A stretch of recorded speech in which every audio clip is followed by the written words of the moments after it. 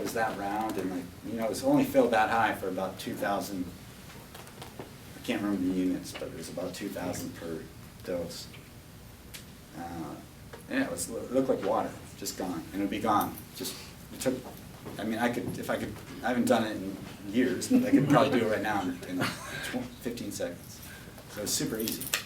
The only thing that it left, unlike the testosterone, it left a little mark, a little red dot. Most you couldn't see it from there, but I mean, I could see it. That led, over a few, fast forward a few years forward. We'll go to June of the year 2000. We just finished a Tour de France sort of preparation race called the Dauphiné Libéré. It's actually just a newspaper in France. It's the title sponsor of this race. It's an 8-day stage. Who knows about this race? It's okay, cool. So it's an 8-day stage race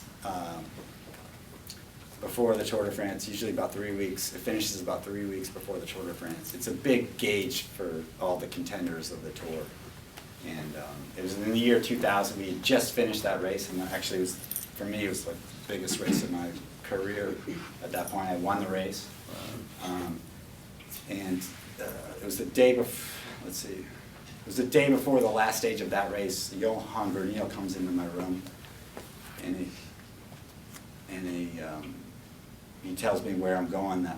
This was on a Saturday night. Sunday being the final stage. Sunday night, heading back to my home away from home, which was Nice, France. And he said that following Tuesday, I'm going to Spain. I'm like, what? I've been on the road for the last 10 days or something.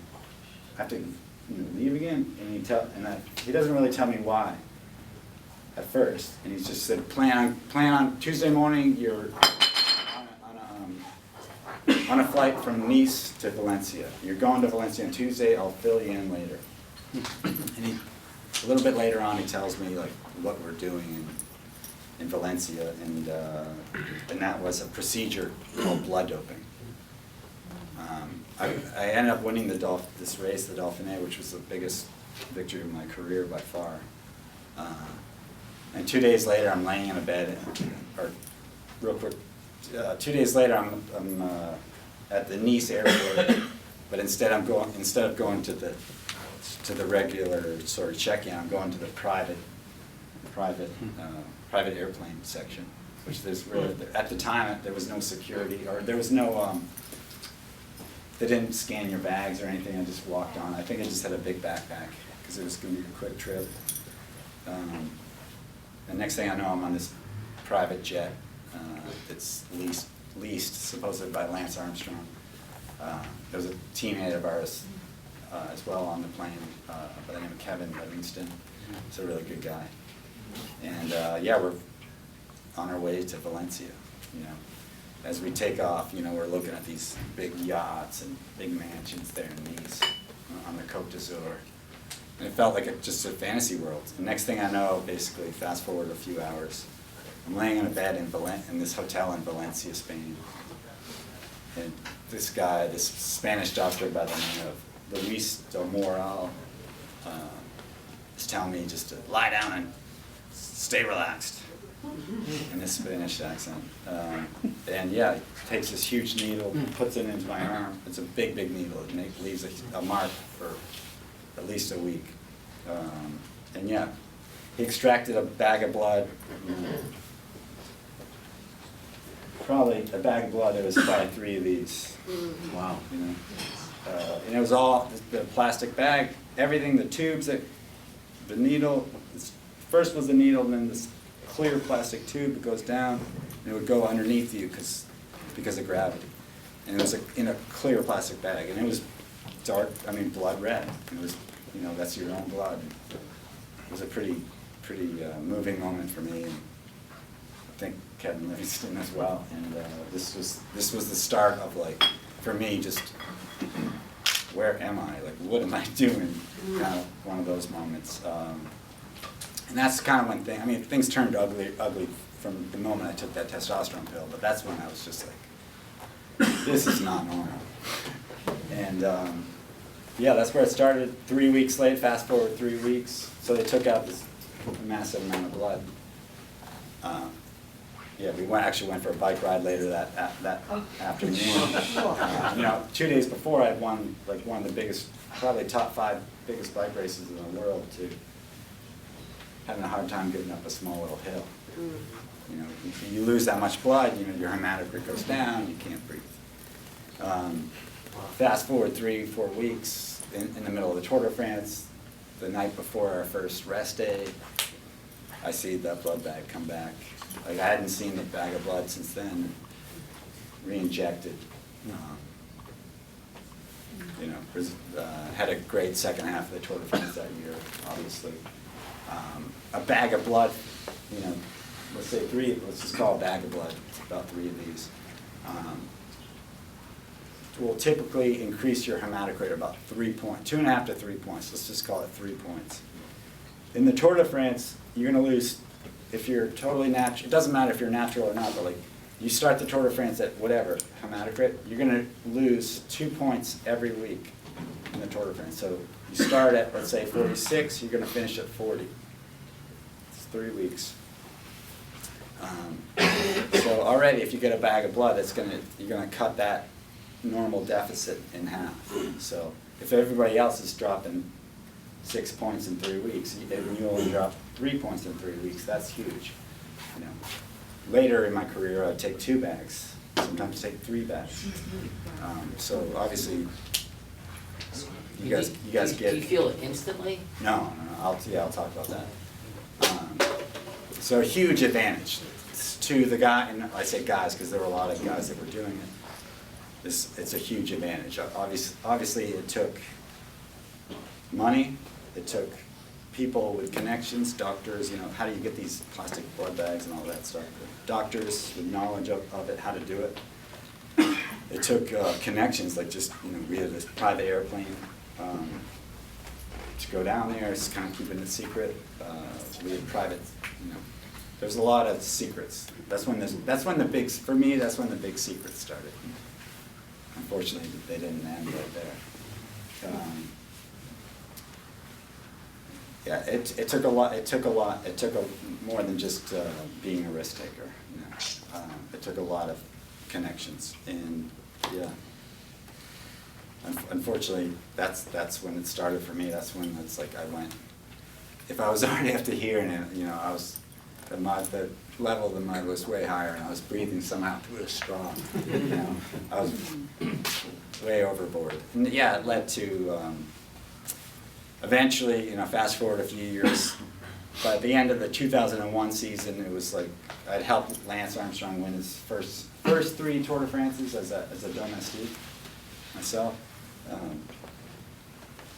And I found myself at a point in my career. My 2-year contract was up after the 2001 season.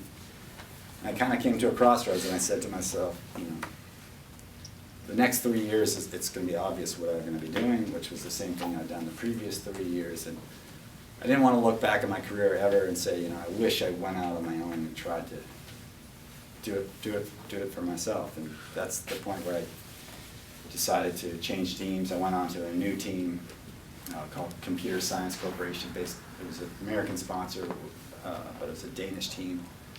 I should have taken this as a big sign, but I didn't. One of the first questions the director asked me, or the manager of the team, his name is Bjarne Riis, was, have you ever blood doped before? I got a quick fast forward because I've already talked for 20 minutes, right? Yes. That's the good stuff. But let's get back to that. We can, if you're interested in that, then I'll answer questions on that. We didn't care what you did as a skier. We care about this stuff. Yeah, but I can talk about that. Well, like somebody asked a question about Bjarne later. You know, I spent 2 years with Bjarne Riis in this team called CSC. I had a great time with this team. And, great man. Bjarne Riis, he's definitely a special individual. Thought outside the box. I enjoyed spending time with him just because he didn't seem like those old school sort of directors, or he was ready for new ideas. However, there was the dark side of that relationship, you know, was awful. Excuse my language, but it sucked.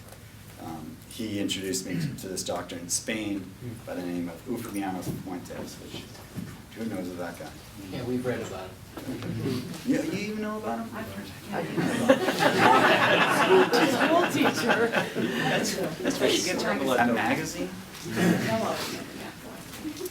Attention. Bellow something. Okay. He was more or less, I call him now, like, it's easier to say, the blood doctor. You know, if you're getting the blood dope, he was not the only, but one of, not a whole lot of doctors that could help you out.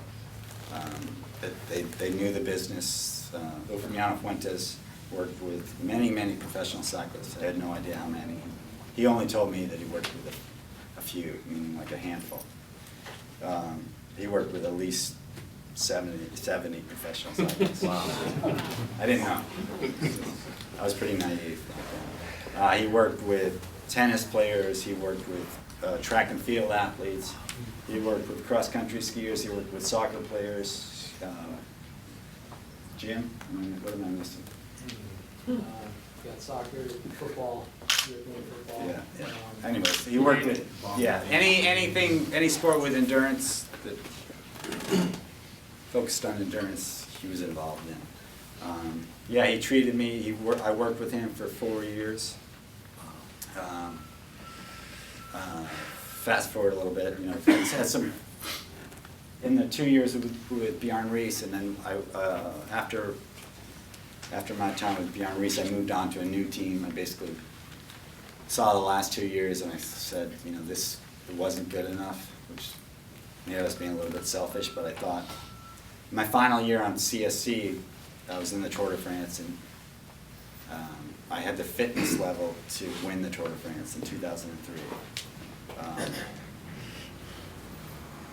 For sure I did, but we went in with what he called the two-pronged attack, which had two basically leaders, and to me I was pissed.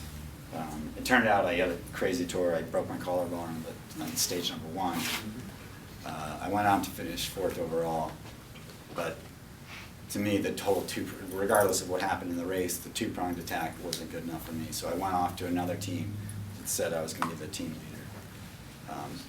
So I said goodbye to Bjarne, which was really hard, and I went to his team called Phonak. Swiss guys. Swiss guys. So Rolf, Rudy. Rudy. Rudy here is from Switzerland. He's from outside of Zurich, Switzerland. So this was a Swiss team, Swiss organized. It was great. Holes like the cheese and No, it was a great team, and they kind of gave me carte blanche, and they let me bring in the riders I wanted, or help me select the riders that I wanted. You know, if I wanted a particular rider, like one of my old teammates on CSC by the name of Nicolas Jalabert, the younger brother of Laurent Jalabert, thank you. He was the greatest domestique in the world, so he came along with me, and then we got to hand select all the other riders who I thought would work out well for the team. We had a great team. All the equipment, I had a say on all the equipment. Obviously, the owner was on BMC bikes, so we had to ride those, which were great. But the wheels, the components, everything I had say in. Was Floyd on that team? What's that? Was Floyd on that team? No, the following year, not when I was on. But I asked that question. But no. Fast forward. It was my 8th Tour de France. I was going to finally try to win it. I had the team to win it. I had the fitness to win it.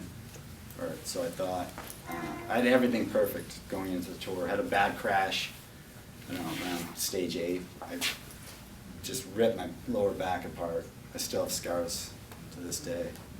And once I got to the mountains, I was done. I couldn't ride with the front.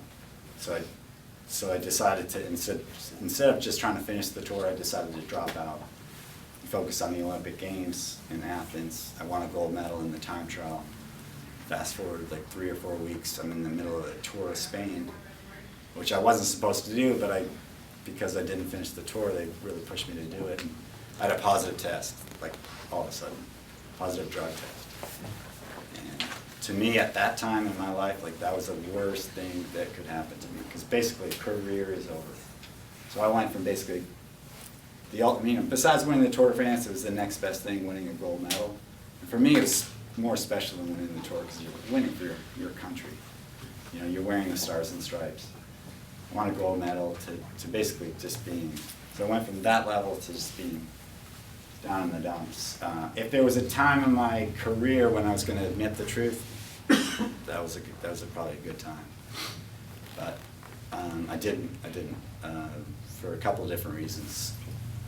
The first will be on the selfish side. The selfish side, wanted to get back into get back into that elite level as quickly as possible to try to win the Tour de France.